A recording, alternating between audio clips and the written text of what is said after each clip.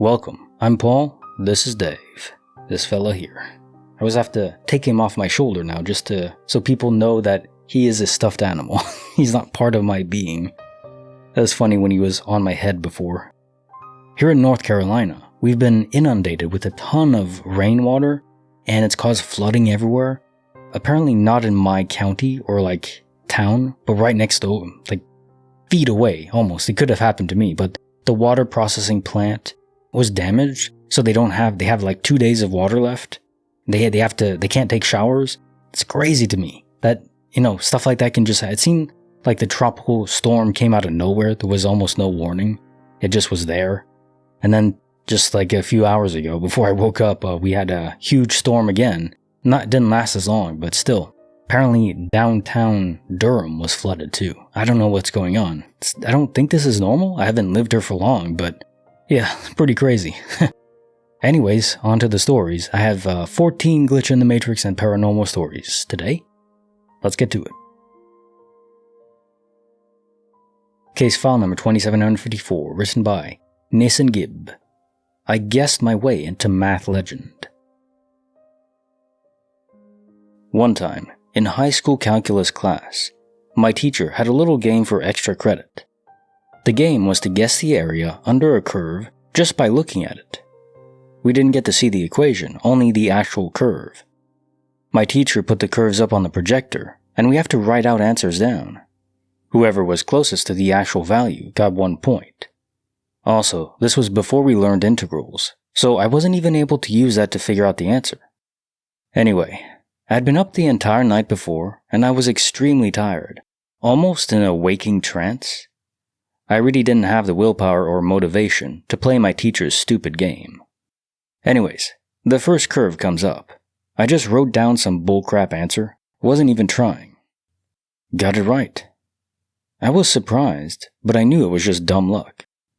Second curve comes up, and I do the same thing, just take a dumb guess. I nail it again. Third curve comes up, and this is where it gets just bizarre. For some reason, I decided to write down a bunch of decimals, like 3.7492 or something like that. I hold up my answer, and I got it right again, down to 4 decimal places. Purely just a guess. At this point, I was almost scared. I had no idea how the fuck I was doing this. I wasn't even good at math, I was just blindly guessing. This happens again and again, and the entire class is convinced that I'm either cheating, autistic, or a wizard. I believe I got something like 10 answers in a row. Many of them down to 3 or 4 decimal places. After that, the teacher was just too freaked out, and just gave me a bunch of bonus points on the next test. The story of my lucky streak spread around school, and by the end of the day, I was getting weird looks in the hallway. After that day, I never was able to do anything like that again. This is so powerful. Not exactly foresight, you just have knowledge you shouldn't have.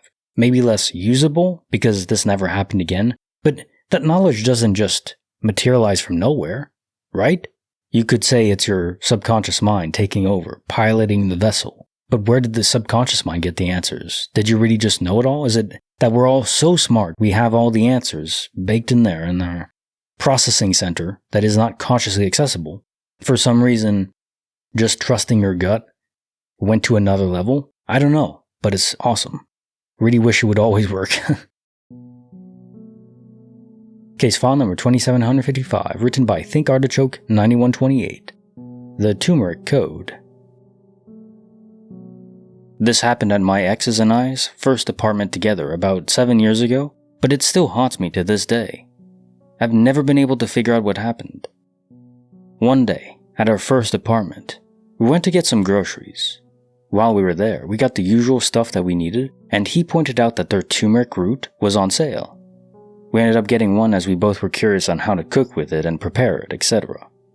We head back with our groceries and bring everything inside, but as we're putting everything up, I noticed that we didn't put the turmeric up and can't find it. So we both went out to my car to make sure it wasn't under the seat or anything, but no sign of it. We just decided that it may have fallen at the store, or we left it there after checking out. Flash forward to a couple months later, when we get home from another grocery run. I unlocked the door to the apartment, and as soon as I opened the door, I saw some weird movement on my right, on the door frame. I opened the door all the way, and we both watched as the Tumeric came out of the door frame and fell onto the ground. We picked it up, and it looked exactly the same as when we bought it. To this very day, I have no idea how it appeared out of the doorframe. A DOP event right in your face often will happen out of sight, out of mind. Sometimes, very rarely, things will disappear right in front of people's faces, or like the object is on their lap, they're touching it, and they don't even realize they're not touching it anymore. It just vanished like from their palm. Or it reappears in front of them, and they see it instantly, like a freeze frame, like when you're editing and you cut something in very abruptly, there's no transition. That's what it's like. It just isn't there, and then it's there. There's no moment where it isn't and is. They can't even blend together. Now, obviously, you didn't have a spiced turmeric hanging on the door above where you entered. It couldn't have been there before you left and came back multiple times. So, simple, very clear evidence of the simulation. It's great. Case file number 2756, written by In Before Crapstorm. I investigated alone. I shouldn't have. I went to stay over at a friend's place last year when his parents went out of town. There were 6 of us there, and I was the only one who didn't drink or smoke. Strict teeter-totter here. Anyway, when we got there, new house, our friend informed us that the place was haunted and freaky stuff had been happening. His parents even hired a few Hindu priests to exorcise the place with certain pujas and rituals. Even though his dad is a dyed-in-the-wool atheist and rationalist with 2 PhDs, he still decided to cover all the bases when weird things began to happen. At first, the night was going well. We were having fun, the guys were slowly getting drunk, while I stayed sober. It only took a turn for the weird when we heard a noise and, upon investigating, realized that someone locked my friend's sister's room while we were all sitting together in the hall. The others were freaking out, but I borrowed a set of keys to unlock the door and investigate by myself.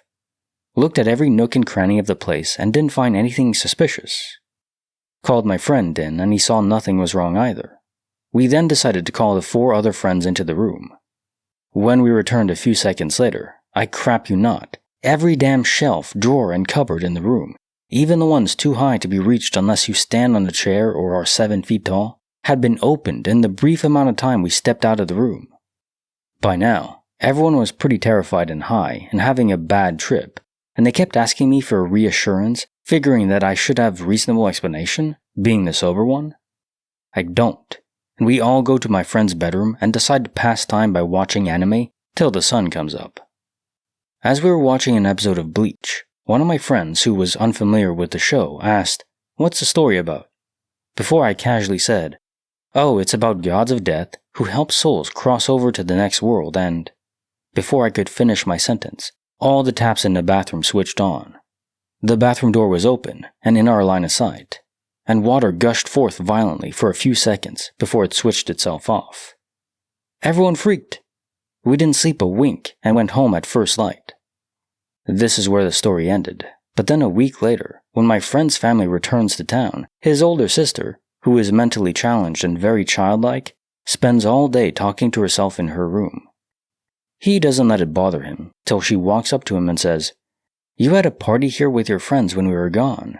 You were drinking whiskey." When my friend freaked, wondering who told her that, she just replied, "My new friend. I was speaking to him in the room just now." Yeah, that last line is pure nightmare fuel. I mean, what else can you say to that? That's anything happening like that in real life where it's not like your sister was possessed, it's just they were influenced to say that. Case file number 2757, written by Vinsfield08. 3 orange lights, 1 silent party. Saw a UFO once. When I say UFO, I'm going with the literal, unidentified flying object, because I don't know what I saw, and I don't think aliens are dumb enough to fly over rural Illinois. So I'm at a party in college. It's a weekend, dark out, and everybody is outside doing the party thing, drinking beer and talking. I'm in between trips to the keg when I look up for my cigarette, and in the sky overhead are 3 orange points of light at each end of the triangle, rotating and moving around rather amorphously. I take a look at the party, and other people are seeing it, but nobody is moving or bringing attention to this. I look up, and this thing is dropping little points of light, like sparks or flares. They go out after a few seconds, and after a few short minutes, the UFO drifted out of sight. That's not the weird part. The weird part was how nobody at the party said a word, not a thing. Everybody moved on and decided not to talk about it at all. I know they saw it. I don't know what it was, but it was fucking weird.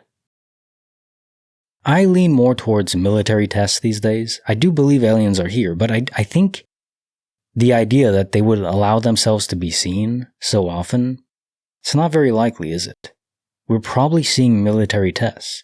Maybe even aliens giving the military, certain governments, that level of tech and allowing them to test it themselves. So it is alien technology being used by our own governments. Something like that. Would explain why we're able to see it, because aliens smart enough to reach us would be so far advanced, not just in technology, but you'd think in discipline, in strategy and tactics. We wouldn't be seeing them unless they wanted us to, or it was our own incompetence. Case file number 2758, written by Professor Dog. The wrong turn that should be impossible. Happened about 2 years ago around Christmas time. It was around 10:30 p.m. The girl I was dating at the time lived way out in the country in a small town. We're talking less than 2,000 people. She worked about a 45-minute drive away and didn't drive, so I picked her up when she was off. The road was simple, although it was twisty and turny with lots of hills. You just followed the road to get there and back, only 3 turns. I picked her up and we're driving back. At one point, you have to drive through a military base. There is a really large hill that you go up first. As we were driving up the hill, I looked up to my left and noticed a house with Christmas lights hung up. My first thought was that it was strange that they had lights up in the base, and then it occurred to me that there were no houses on the base, at least none visible from the road. The house was also very overgrown, to the point that it would be difficult to get in the door with all the trees and vines and tall grass. It was also behind a chain-link fence. It was so close to the fence that the porch was only a foot or 2 from touching the fence. The fence was probably about 6 foot high with no gate. I pointed it out to my girlfriend. She thought it was weird too. We got to the top of the hill and realized we were nowhere near the base. We ended up on a small back road miles away from the base. Discussed it with some friends when we got back, who said we must have taken a wrong turn. The next day in the daytime, we checked out the route, and it couldn't have happened. We would have had to turn a good 5 miles early to get to that road, and it didn't have the giant hill that you go up before the base. I know that I didn't turn early. Like I said, it wasn't a complicated trip. The turn toward the base is very easy to see at night, because there's an old building on the corner with an obnoxiously bright blue light. The turn that we would have to have made to get on that back road has no lights. I also wasn't tired or zoned out. The route was notorious for lots of deer being around who would jump out. The speed limit was low through the base, and you had to be careful of other servers as well, due to not being able to see over the hill. You had to be alert. Case file number 2759, written by Stickman What the Fluck. Cartoon physics, real world terror. Okay, I know this will sound so flucked up, and believe me it is, but I swear to Christ I saw a stickman. I was walking from the gas station to my house. At the time, it was the only place near my house where one could acquire snacks. Next place was Walmart, about 20 miles up the road. It was about an hour walk to and from the gas station, but I didn't mind. I did this every day. I'm about 5 minutes away from my house when I see something dark from the corner of my eyes. I look and at first I didn't see anything, so I just look back and keep walking. But I keep seeing it, and every time I turn, it's gone. I assume it's an eyelash or stray hair, so I stop walking and start rubbing my eyes, trying to find hair or whatever. That's when I see the dark thing again, and this time I can clearly make out that it's something in the distance and not hair. I try to make out what it is, cause it's really not looking like anything I've ever seen in my town. It was very long, I'm guessing almost 7 feet, and it was so skinny for its size, probably about as wide as a Pringles can. I'm dumbfounded. What the fluck is this thing? I keep staring as it gets closer, and as it does, I notice it's somewhat transparent. When it gets closer, by now I'm guessing like 150 feet, I see it looks somewhat human. It has a circle head and long as hell arms and legs, and that's when it hits me. It looks like a damn stick man. I'm scared as crap, but try to think up a logical explanation. I don't get any. When the thing gets like 75 feet from me, it just stops. Tilts its head to the side. Head. Like it's trying to figure out something. If I can see it, I don't know. When it outstretches an arm, I pee myself, literally, and fucking run as hell as I can home, never once looking back. When I got home, I didn't see it, and I stayed locked in my house with my shotgun loaded and pointed at the door for the rest of the day. Slept with the lights on. I've been to the doctors. I came out perfectly healthy and sane. The best the doctors could give me was that I must have been under great stress and imagined it. Or I was on drugs. No, I wasn't on drugs. I wasn't drinking. I wasn't under any type of stress. I wasn't dehydrated or suffering from heat exhaustion. I was, and still am, perfectly fine. Yeah, reminds me of that game, Outlast. I think it's more like a Slender Man, Faceless Man, but the Stick Man is basically the same principle in Terror, but just thinner. Now, is it your subconscious conjuring this? Do I really believe that stickmen and beings like that exist out there? I mean, not really. But I also don't think you just imagined it, so I don't know. Are you peering into a different universe far, far away that does have monsters? Maybe. I guess that's a way to describe it. Case file number 2760, written by ClonyMan0. I even predicted the carrot weapon. When I was in an art class in high school, I sat at a table with 2 friends. We spent most of our time just talking and laughing. The whole class really did.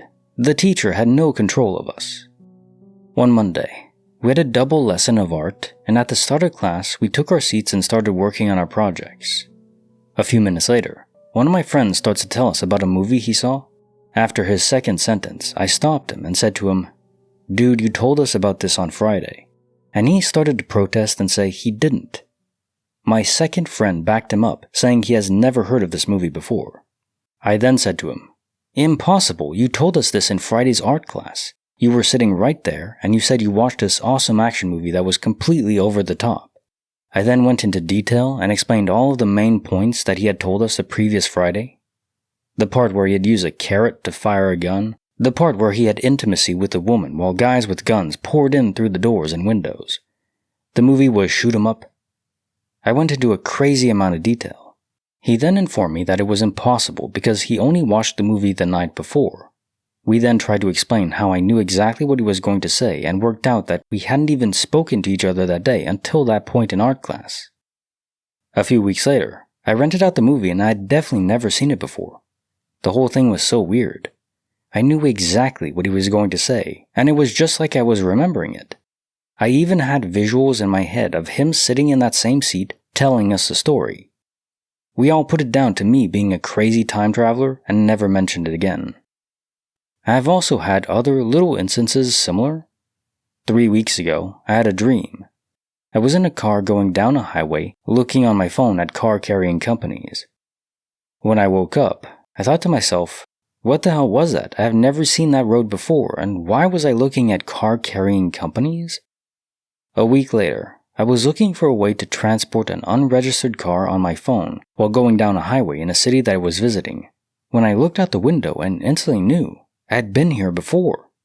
I looked down at my phone and it was like reality and my dream lined up perfectly, and I'd seen this all before. What the fluck? So, hearkening back to the first story, I think this foresight, the ability to truly predict, with certainty, the future, is the most inexplicable and the most powerful glitch. Now, most people I've read stories from can't control this power. So, powerful but kind of random. Powerful chaos. But if anyone manages to control it, to be able to predict Like, I don't think it should be possible to predict deep into the future. There's just too much chaos, too many variables where the initial is off by even a tenth of a decimal point and the outcome changes. A few minutes, maybe a day? Okay, it seems like it's possible. It happens often enough. Case file number 2761, written by Candied Yams. Click, click, full blast, every night. When I was a kid, I once saw a floating white figure hanging just outside my bedroom door. I remembered it was a woman with long hair too, and she was just floating there. I freaked out, but ran past her and into my room anyway. I didn't think much of it either. A few months down the road, my parents bought me this awesome stereo thing that took 5 CDs and had the radio and everything. It even had amazing bass, which is really important to me when it comes to music. At night, I'd listen to some BSB or NSYNC or Spice Girls before bed, but I put it on quietly so it wouldn't disturb my sister, who was next door. One night, I was drifting to sleep when I heard the volume knob make click-click noises, so I jerked awake just as my volume went from a 5 to full blast. My parents, who were on the other side of the house, came to my room and demanded why I'd turned the music on so loud at 2 in the morning. I was scared, but didn't think much of it either. Manufacturer's defect. This happened a few more times, so I stopped listening to music at night. I even turned off the stereo. Some nights it would turn on by itself and play, until I got sick of the annoyances. It still didn't scare me much because I still thought it was just a defect. A couple months after this started, I asked my dad to get me a new one. He managed to exchange my stereo for a different brand one, so I assumed the volume would stop turning itself up. Well, I was wrong. We hooked it up, and that exact same night, I heard the click-click noise as I was falling asleep, and the volume turned on full blast again. I gave it another chance that perhaps it was also a manufacturer's defect, but no, it kept happening, and this was now on a nightly basis. It scared the living crap out of me, and I could never sleep in that room again. To this day, I still don't know if that woman was a ghost, or if I had been going crazy, or if she was the one turning up the volume. From that experience, I ended up sleeping in my parents' room until I turned 14. I cannot sleep without a nightlight, and I have to unplug everything from my wall. Even when I stay over at my significant other's place, he has to leave his living room light on so that the light shines onto his room. From time to time, I'd also have dreams involving the supernatural, and it would only take place in my old room, at my old place. Case file number 2762, written by Marena, Momo the Cat, and the Pigeon crime scene. I live in a tall, old, back-to-back terraced house. The master suite is a converted attic room and has a skylight. I, being an adult, decided to get a bunk bed, and I slept directly beneath said skylight. Man next door is flucking nuts. He has recently decided that attracting, feeding, loving all pigeons is his calling. Consequently, all surrounding rooftops are now covered in pigeons. They had taken to waking me up by sliding down my skylight and generally stomping around on it, treating it like Adventureland. One day at 6 a.m.-ish, I hear them flucking messing around, and I start slapping my hand on the skylight to frighten them away. I have done this before, it is effective. This time they all start squawking and fluttering around, but not going away. I open my eyes. There are feathers all over the skylight, a bloody pigeon leg, and blood dripping off my hand.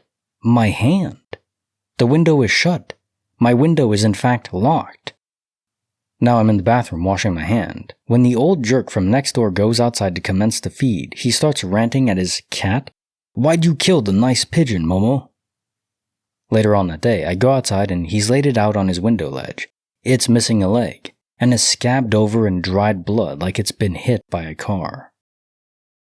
Okay, so one of those rare glitches that I have no clue whatsoever what would cause that. Again, the pigeons were on the other side of the skylight, other side of the glass. How did you reach through the glass to touch it? And I don't know. I have no idea, but it's creepy. It really is. Also, this neighbor reminds me of the, damn it, I'm blanking on his name. The actor who plays Morpheus, who is in, Who's in the John Wick films? He has pigeons on the rooftops. Why is that so iconic? Case file number 2763, written by Iceman2663. The Unexpected Mystery with a Midnight Snack. I was walking downstairs to get a midnight snack before going to bed. I was surprised to see my dad. He fell asleep on the couch after coming home late from work, walking around. He stated that he was looking for the remote and was having no luck finding it. First world problems. He claimed it had been missing all day and had to borrow the remote in my room. Works with our living room TV. I offered to help him, and together we searched every inch of downstairs. Every nook and cranny was analyzed, all to no avail, however. Finally, we both gave up. I picked up my remote and proceeded back upstairs to my room. Once I walked into my room and set my remote down, though, my dad called for me. I stepped over and he casually said, "You forgot your remote when you walked upstairs," and he gestured to a remote sitting on the couch. I thought he was just joking around, and I congratulated him on finding the remote. But he then expressed a look of extreme oddity and told me to stop kidding around. We were both then confused, as I had just left downstairs with my remote. I checked my room again, and there it sat, where I had laid it down. I continued to press my father under the impression that he was merely jesting me, but he sincerely had no idea of how the remote had suddenly appeared on the couch. I too am perplexed, as I personally took apart every piece of said couch to try to find the remote, all to no avail. I don't feel that my father played a hand in this, as he was so genuine in his defense that he did not set it on the couch, and is not known to pull pranks, especially so late at night when he just wants to go to bed.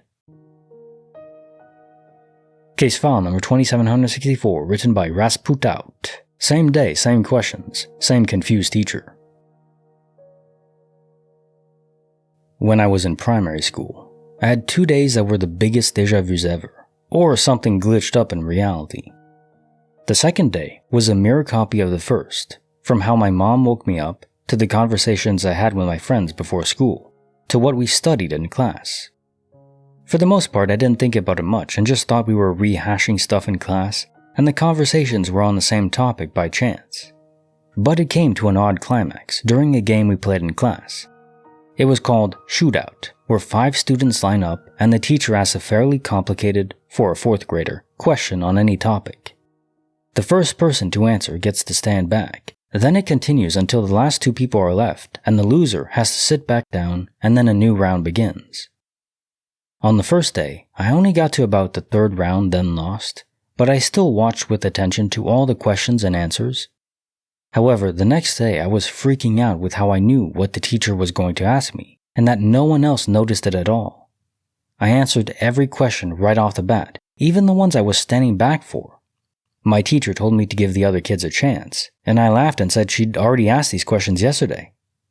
She didn't think much of it, but every single question, from the way she asked it to which kids responded, and with what and when, I knew all of it. I knew of déjà vu back then, but this was just uncanny. I won the game, obviously, but I sat down and started asking my friend about how it was odd that no one knew the answers, considering that they were the same as yesterday. He was just puzzled and responded that they weren't at all, and I must have just heard them somewhere else. Needless to say, it was very Groundhog Day-esque, and scared the crap out of my 9-year-old self. Case file number 2765, written by A Very Derpy Bird. I was 13 when my pet pulled a full body swap. This was a huge part of my childhood. Unexplainable events happened to my dog. Basically, in middle school, 8th grade, I had a dog, a Lhasa Apso. I had her for about 2 years, and I remember everything about her to this day, her eye color, fur color, behavior, etc. One day after coming home from school, I took a nap and had a strange dream. It was a dream about my dog falling into a mirror or something of the sort.